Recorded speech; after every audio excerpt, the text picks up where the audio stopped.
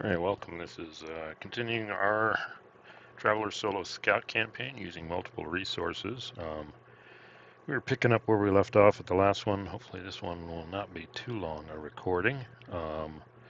And in the last scene, obviously I'm using the Mythic, 2nd edition Mythic emulator as kind of my structure guidance for this going forward.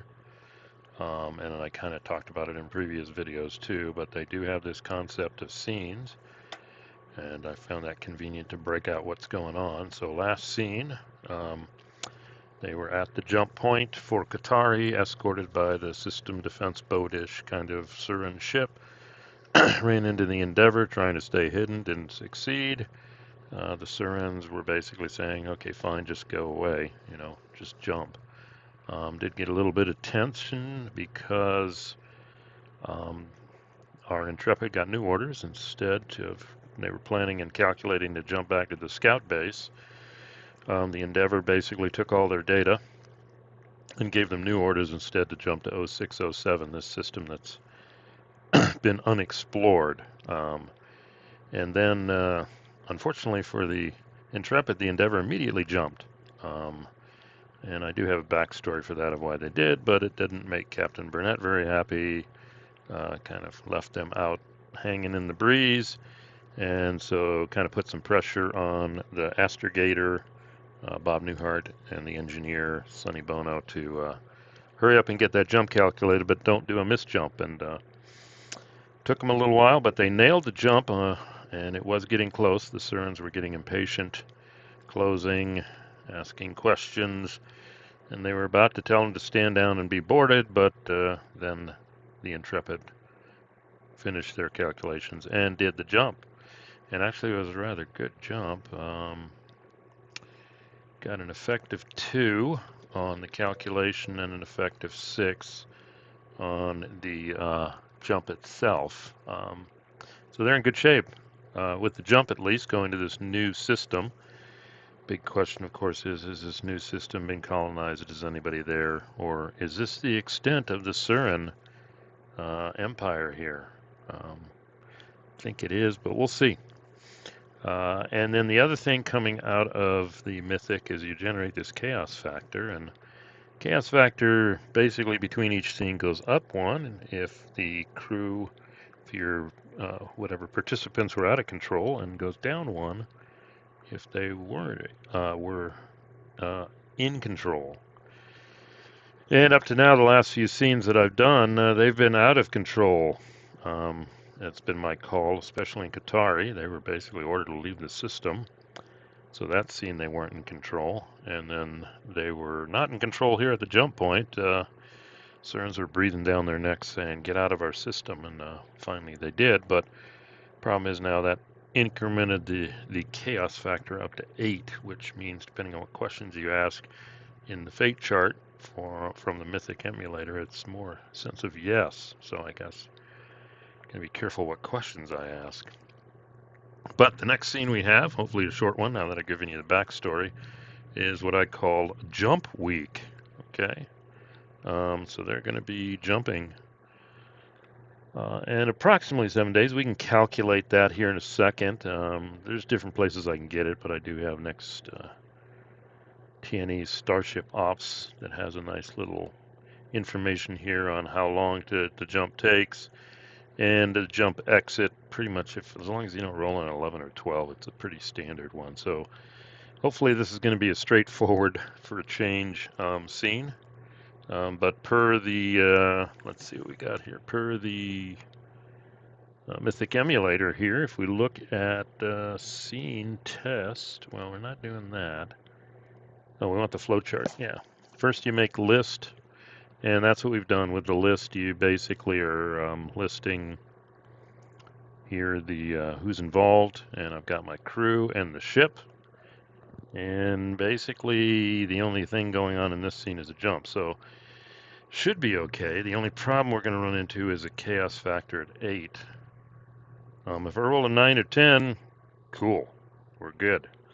The only thing I'd probably do is roll on the Zoser table for well, we may roll on the shipping counter when we come out, but they do also have they have a table for what goes on, if anything interesting goes on during the jump week itself, which, there it is, Scout Onboard Event. So we can roll that to see if anything happens also.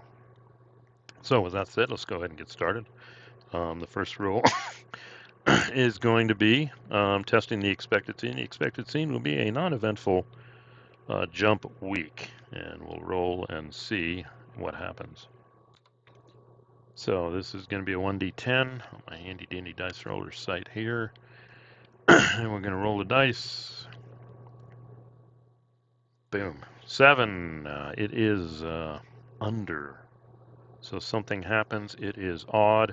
We get an alteration. At least we didn't get an interrupt like the jump drive broke halfway through. But something gets tweaked in the scene.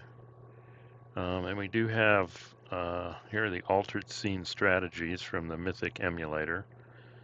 Let's see. Yeah, we got them here too. So it could be any of these. Something is altered. You know what I'm going to do? I'm not going to roll on this. I'm going to immediately come over to Zoser and see what I can build off of this Scout Onboard Event kind of thing here. This is from the Zoser Solo. This is onboard events, specifically during the jump. So we're going to be rolling 2d6. Let's see if this gives us. And the first number is the 10s, the second number is the 1s. Let's see what it gives us. 35. Typical trip highs and lows. That's interesting. Typical trip highs and lows. So, I don't know. Let's, I don't want to do this scene. It's really, I can't really remove characters. You're in a jump bubble. There's not much about adding and removing characters. Somebody just doesn't walk out of the ship. Remove an object, add an object, increase an activity. During the jump bubble, it doesn't apply. So, hey, I think for a change, we're going to get that chaos factor down. I think that 35 just tells us it was nothing out of the ordinary. I guess we could try and repair some probe devices, but no, I think they gave up on that before. So we'll just say nothing really happens. It's a standard jump there, besides grumbling about what happened at Qatari. So I think we're going to go ahead and come over to the Starship Ops here. And we're going to roll to see. Okay, so let's see what happened. So I'm going to record what happened, though. Hold on a second. Zoser event standard jump. That's a change for what they've been going through. Jump highs and lows. I guess we could unpack that, but I think we're okay. So let's go ahead, and it's time to finish the jump here. And we got all hands prepared for jump. We're looking here, and we can figure out how many hours in jump space. It's 124 plus 2d times 6. So this is just time for jump. And we're going to roll 2d times 6. Okay, that's interesting. Well, let's see what we get. 4 times 6 is 24, 148 hours. So we have 148-hour jump time. Nothing really out of the ordinary there. So just doing a little quick calculation here, a little over 6 days. And it was pretty much a standard period of time here. We'll do one more roll here. Let's see what we got here. And there's the jump exit. Roll 2D on the table below. 11 or 12, it could get ugly. That's what it's saying. We don't have a warning light event. Mishaps, crew effects, 10% of the hull, effects hull only, system effects. Okay, good. So as long as we don't roll an 11 or 12 on 2d6, we're pretty standard. And it's a 7. Standard exit. We are in good shape. Standard exit. All okay. And I think navigator determines ship's location. Let's see what. On jump exit, routine, sensor ops, 1 minute. Without the aid of system, this task becomes difficult. This task must be successful before we can do anything. That's only a loss of time. I guess we can roll for that. So it's a routine roll. Let's see if we get a good location on ourselves.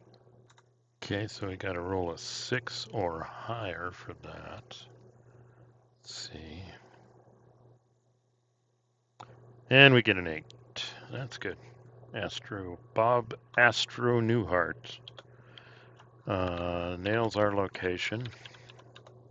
So we're in good shape. Good shape. Now, we got one last thing to roll before we get out of this. Did we do an encounter? Now, I'm going to assume we're on a frontier route.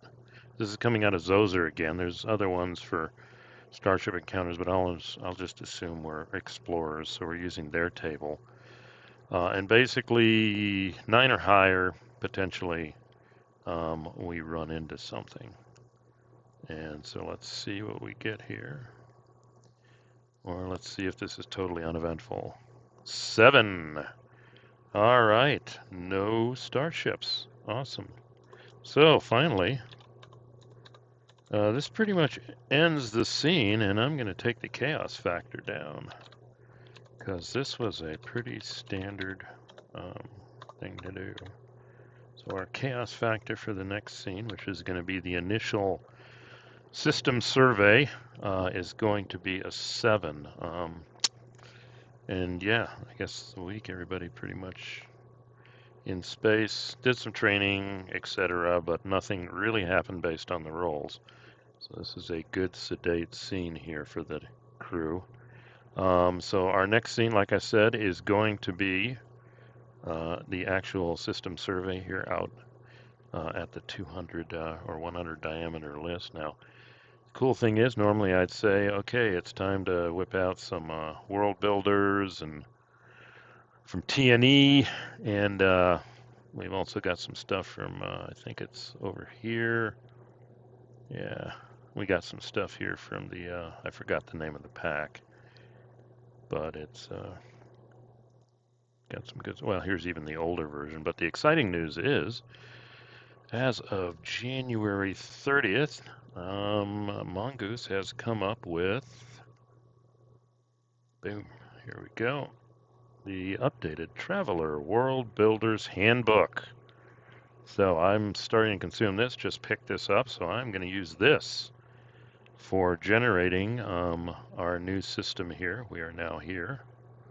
I'm going to use this system here, and hopefully I'll do a review here. There is a lot of material here, a lot of calculations, very similar to the TNE World Builder, which they say they built off of. I'll just briefly show you the intro. Here it was a Classic Traveler Book 6 Scouts. Then they had a Grand Survey Grand Census, and then of course the one I've previously used, the World Builder's Handbook from Mega Traveler, but now we're going to put this one through its paces. So I'm going to hopefully get a video out here shortly, kind of doing a review of this, hopefully in the next day or two. I got to do a little skimming here. You can see 250 plus pages. Some good stuff here, and we're going to put this one through its paces for our survey here. So that's the plan. If you've listened then again, appreciate it. Looking forward to seeing you at the next one. If you like, click like. Comments appreciated. And if you haven't subscribed, please subscribe. Otherwise, we will see you at our next recording. Well, looking at this World Builder's Handbook, and then we're going to take a shot at it here, surveying this system right here. So, again, thanks for listening. We'll see you at the next one.